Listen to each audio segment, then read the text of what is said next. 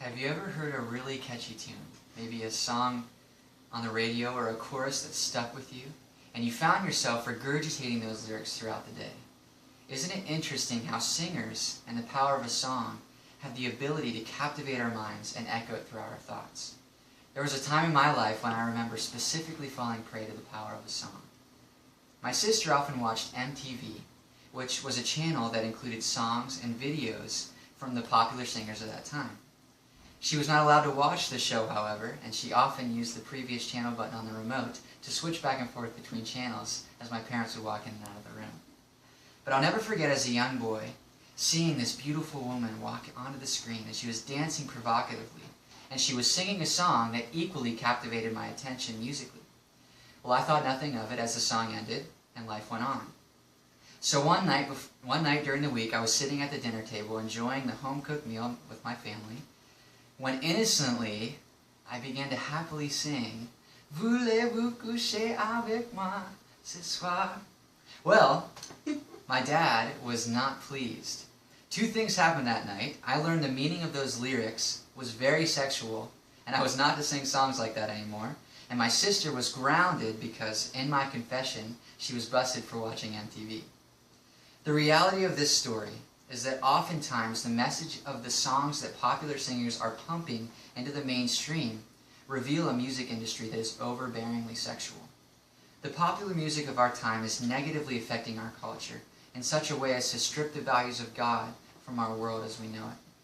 I intend to explore the idea that singers have the ability to promote sexual purity and shape culture through the vehicle of music, as music aids in learning, lowers inhibitions, and unites as it universally communicates. Through the avenue of music, singers have an open doorway to communicate the message of sexual purity because music aids in learning. Research shows that music enhances intelligence, learning, and IQ.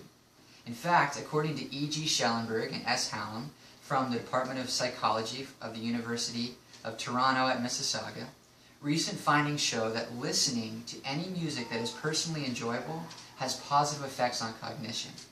There is something remarkable about music that increases the function of the brain. That would make sense as to why so many people have the ability to memorize thousands of lyrics, yet have trouble remembering what was written on their notes as they study for their exams in school.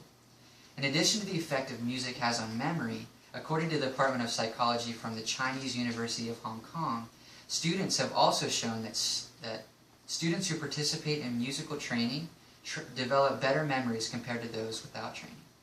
Therefore, knowing the effect that music has on memory and learning, singers can utilize the message of the music they create to teach a value that will contradict a world that is being taught to violently oppose sexual purity.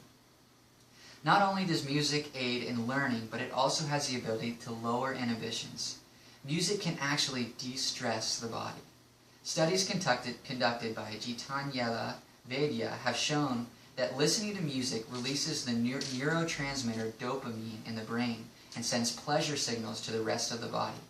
In addition to this, Vaidya discovers that music has an effect on hormone levels in the body. There is evidence that music can lower levels of cortisol in the body, which is associated with arousal and stress. Music also raises levels of melatonin, which can induce sleep. This is outwardly visible in terms of music's ability to relax, to calm, and to give peace. Have you ever noticed that music is often used in the background of hospitals, elevators, and waiting rooms to create an atmosphere of peace? The reason is because whether people know it or not, music has the power to manipulate the body to feel a certain way and evoke certain emotional responses. Music actually lowers your guard, and according to Clay and Owens, lowering your guard means two things. Not only does more of you come out, but more of your surroundings get through to you. The music industry has discovered this fact and has successfully abused the power of music to push its sexually explicit agenda. However, as a singer, the other side of the coin offers the opportunity to promote sexual purity, as the inhibitions are lowered by music and the messages of this value of God is able to penetrate their hearts. Finally, with inhibitions lowered, the scale as to which singers and musicians can promote sexual purity has the potential to reach the far ends of the earth, because music unites as it universally communicates. Lori Edwards Tate reports in the Washington Times that music is a universal language. Spanning time, space, and cultures, music has been interwoven with the fabric of our lives since the early days of humankind. The sounds, tones, vibrations, and general cadences of music can bring virtual strangers together at all kinds of events and ceremonies, such as baptisms, weddings, etc. As Edwards Tate stated, music has the ability to bring completely strangers together. To better see the reality of this, there is in fact an organization called Playing for Change, connecting the world through music. The effort of this cause is to unite the world through music and to inspire world peace. Part of their mission is to create a worldwide album. As stated on playingforchange.com, this album is a collective statement from over 100 musicians spanning 5 continents. Many of them have never met in person, but through their different cultures, these songs demonstrate a profound human connection and willingness to unite. Through music, we can understand our differences and create a better world. It is clear that the vehicle of music has the ability to carry a message across the globe.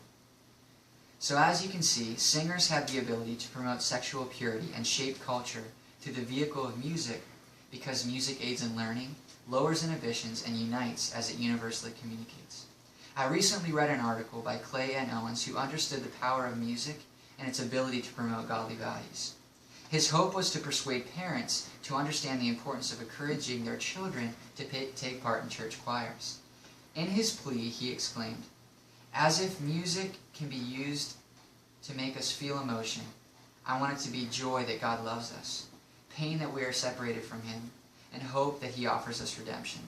If it lowers inhibitions, I want to use a song lyric to reach into the tough heart when music causes its guard to drop. If music allows us to communicate, I want to use it to express ideas and truths that build others up. And if music makes us memorize, I want to commit to memory those things truly worth knowing."